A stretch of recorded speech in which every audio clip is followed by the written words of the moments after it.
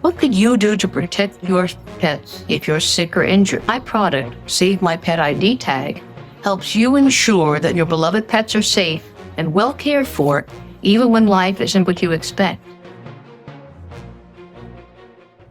Our special guest today, I think, is a real pet hero.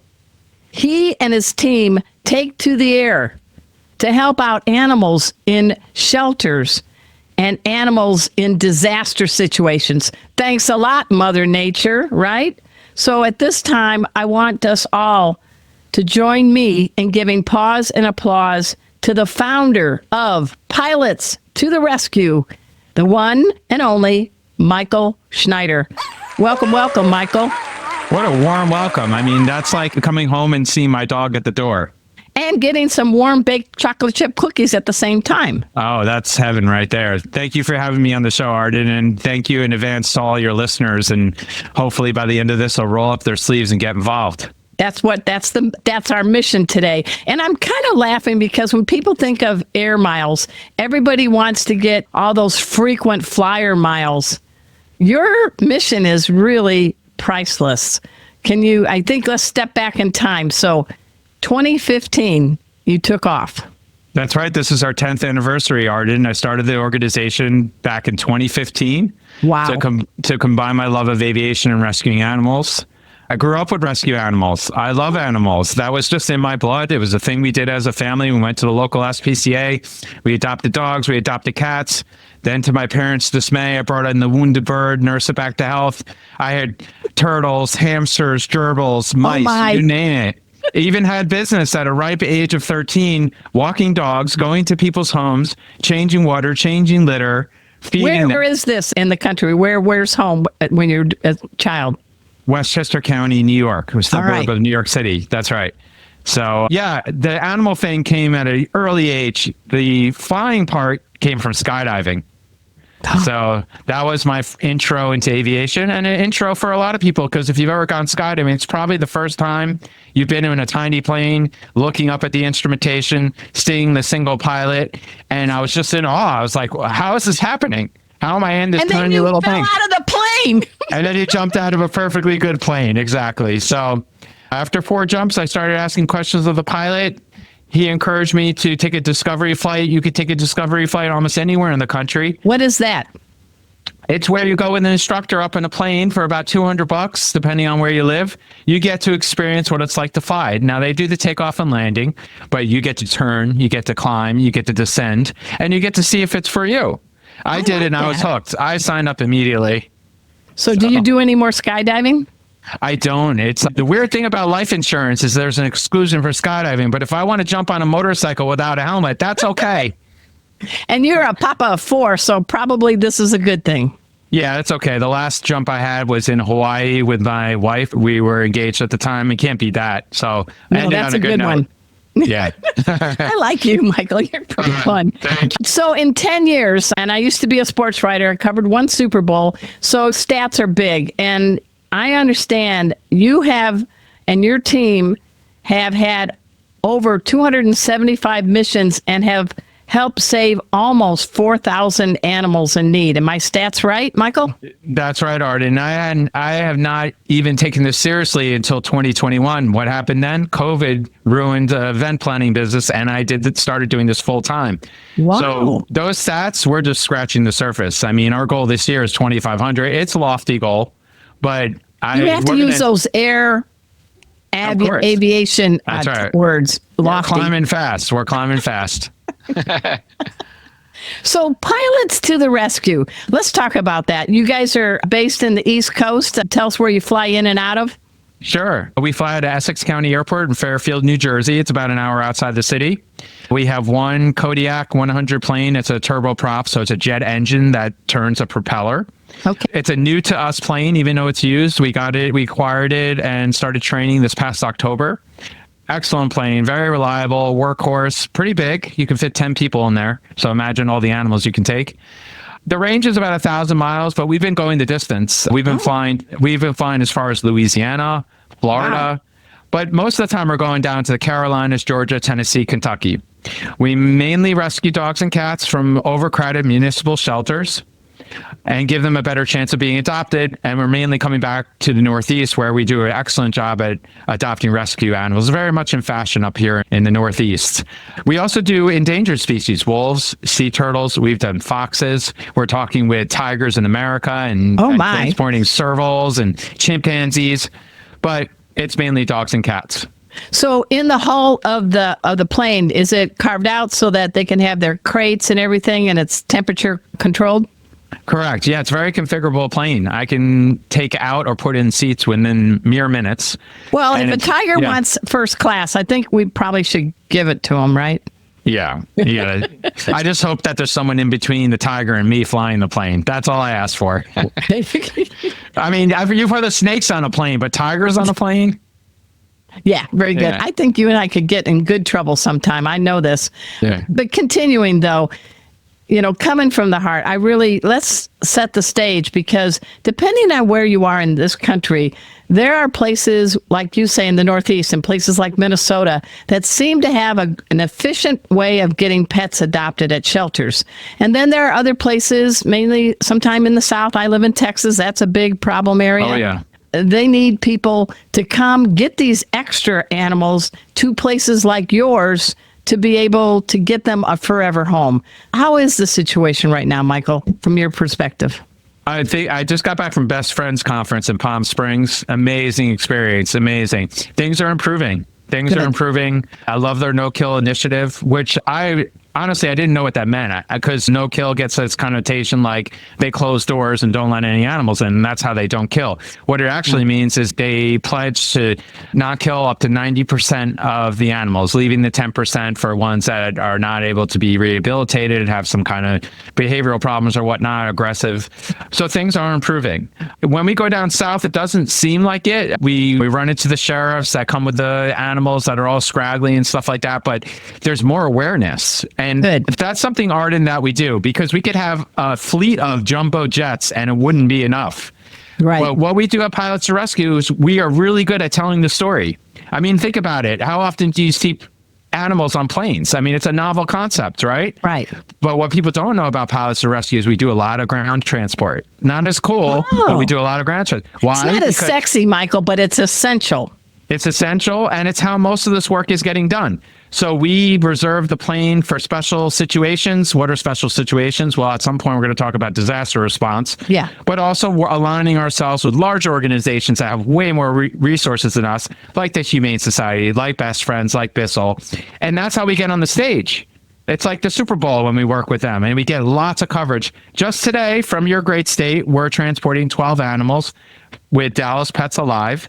That's where I live, Dallas. Yeah, but they're driving to accommodate us. They drove to Nashville, and we're flying the rest of the way. We dropped them off in Philadelphia. But all along the way, the media was covering us. We got media coverage in Dallas, Nashville, Philadelphia, and that's how we tell our story. It's so cool. Animals on a plane, saving lives, people adopting them. It's a great story, and that's how we create awareness about this problem, and that's how we have the transformational shift. Because we can only rescue so many animals. 4,000 is not nothing, but we're still euthanizing nearly 1 million animals in this country. So there's a lot of work to be done. We're going to say this more than once. We have Michael Schneider on from Pilots to the Rescue. Please shout out how people can find you. Our website's pilotstotherescue.org. It's pilots with an S, all spelled out. We're also on all social media, Instagram, Facebook, YouTube. And we've been on. You don't put a banner at the back end of your plane? We have some vinyl graphics on it, but we're going to be wrapping it more for sure. Hey, everyone. I'm delighted that we have a real hero here. His name is Michael Schneider. He's the founder of Pilots to the Rescue. We're going to dive in a little bit about what's happening with all those disaster areas, the hurricanes, and you name it, floods and everything. We need people like Michael and his team, and they need our help. So when we get back from this quick break, we're going to find out how we can just do that. So sit, stay. We'll be right back. Hey, have you heard? Four-Legged Life has a new digital newsletter. Here, let me show you how you get yourself subscribed. So you just type in Four-Legged Life, and that'll take you to the website. There we go. And this magic thing just appears, and you type in your email address. I'll use, let's see, how about coolestdogever@gmail.com. That's me. And then you just click on this thing here. There you go. It's the new digital newsletter from Four-Legged Life. Get subscribed today. Welcome back to the Four-Legged Life Show. I'm your host, Arden Moore. We're taken to the air with Michael Schneider. He is the founder of Pilots to the Rescue. And he was mentioning it's a lot of coordination with shelters to get animals that are in shelters that are overcrowded to places in our country, like the Northeast, that need more animals to find good homes. But that's only one part of your mission, right, Michael? Talk about Mother Nature. I'm not really a fan of her lately. Yeah, she's been wreaking havoc all over the place, from Hurricane Helene and Milton to the floods we recently had in Kentucky to the wildfires in California. It's probably in people's distant memory, but remember what happened in Maui. So these disasters are happening at a more frequent pace and more serious. So aviation is a great use case because a lot of the roads are impassable after these disasters, but the airports are some of the first things to open up. So this is a big initiative of Pilots to the Rescue, is we want to lend our aviation resources after disasters. We can bring in much needed supplies and we can bring animals out, whether temporary or permanent. We are cognizant that a lot of those people had to get out of Dodge. They can't find their animal. The animal gets spooked. Yeah. But of course, they want to reconnect with it later. So it's really about creating space. That's what it's about, Arden. Temporarily or permanently, after a disaster, a lot of these shelters are overrun. They need to create space for all those stray animals, all those lost animals that got spooked, and hope to reconnect them with their owners. But a lot of them do get abandoned also. I mean, it's unfortunate. Well, there was the big story about the dog chained to a fence and was getting ready to drown, and he was rescued and he was saved. So, yeah, with the disasters, what are some of the supplies that you and Pilots to the Rescue can bring to shelters and other disaster zones that could help animals out? Yeah, there could be veterinarian supplies like vaccinations and medicines. Could be things as simple as wee pads and things that don't do well in flooding situations. It can be bottles of water, because look what happened in Asheville. They didn't have safe potable water for a very long time. I mean, we did multiple rescues in Nashville, and it's amazing how they're still reeling from that disaster, how long the cycle is to build back. So, and it can also be supplies for humans too. Yeah. I mean, if you don't take care of yourself, it's difficult to help take care of your pet. I mean, pets are amazing. They're very resilient, and we often overlook them in many cases. I understand you got an amazing four-legger named Sydney. Tell me Sydney's story. Sydney's from the North Shore Animal League. She's 8 years old. She's a black shepherd, 90 pounds, and she terrorizes every little dog in Brooklyn. She's very leash aggressive. Yeah. Piddle a little when they see her, right? They do. She's ferocious. She's an alpha female, but she's great with my boys. I have 4 boys, 8 and under, and she's extremely loyal. We have another house in Ulster County. We have an invisible fence. She loves to patrol the perimeter, and she knows every single corner of that invisible fence. It's amazing to see. She's transformed. She's a working dog. I mean, these dogs, they want a sense of purpose. Well, they also want homes. And so when you've got dogs on the plane or cats on the plane, what's the vibe, and what can you do to kind of make them feel like this is a pretty good opportunity? I'm up in the air, but I'm going to land and hopefully get a home.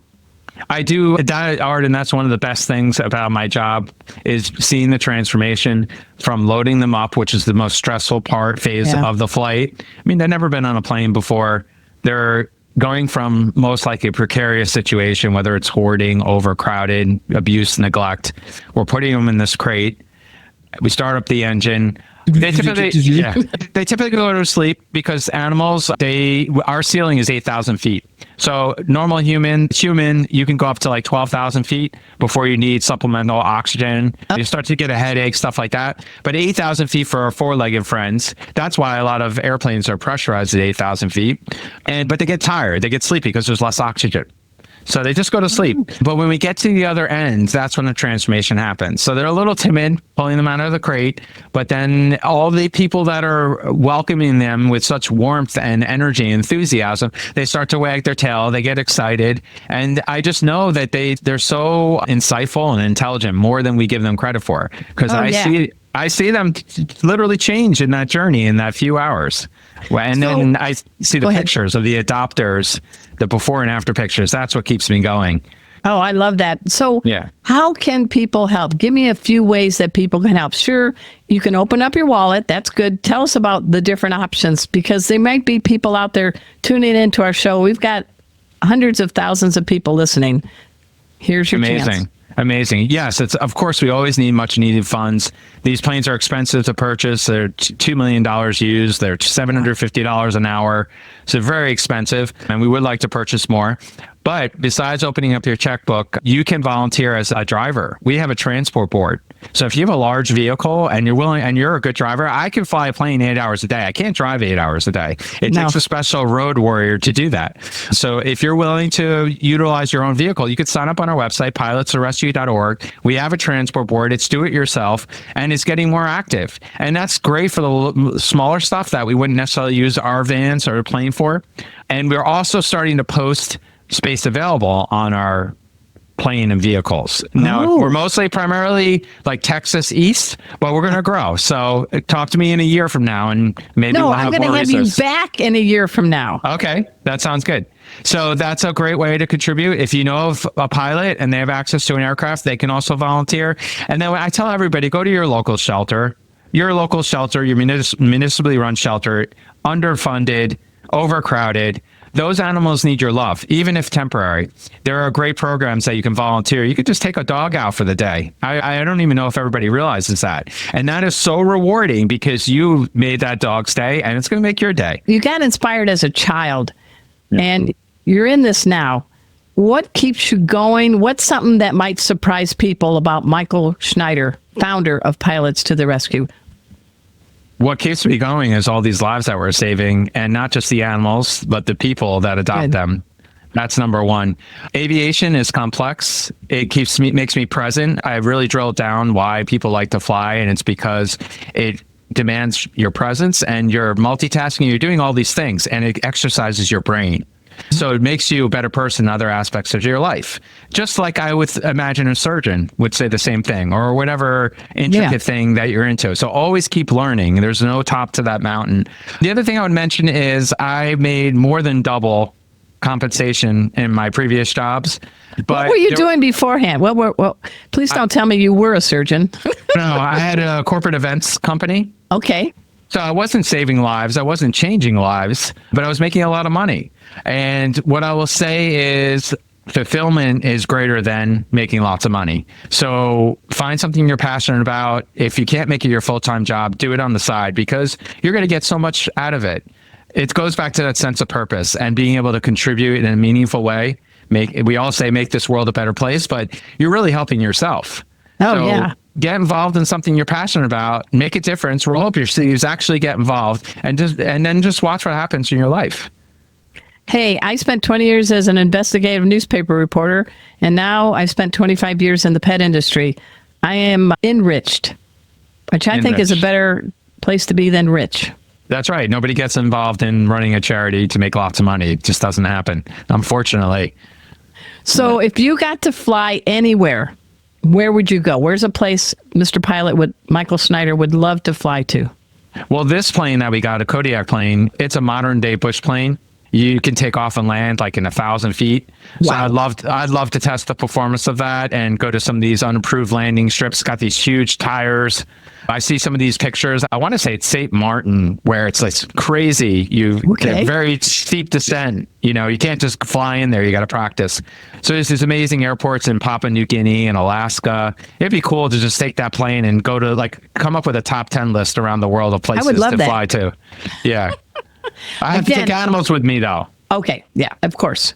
Yeah. Hey, everybody. I am so honored to have on our show the founder of Pilots to the Rescue. He is Michael Schneider. He and his team are helping out. Again, Michael, how can we help out? You can help out by going to pilotstotherescue.org. You can donate, you can volunteer, and then I encourage you to go to your local shelter and ask how you can help out. That sounds great. Well, keep on doing what you're doing, and no more skydiving. Okay, no. I won't. I've had enough of that. Thanks so much for making our tails wag by watching this guest interview from Arden Moore's Four-Legged Life. Four-Legged Life. Make sure to subscribe so you're up to date with all of our Four-Legged Life content. Four-Legged Life. Four-Legged Life.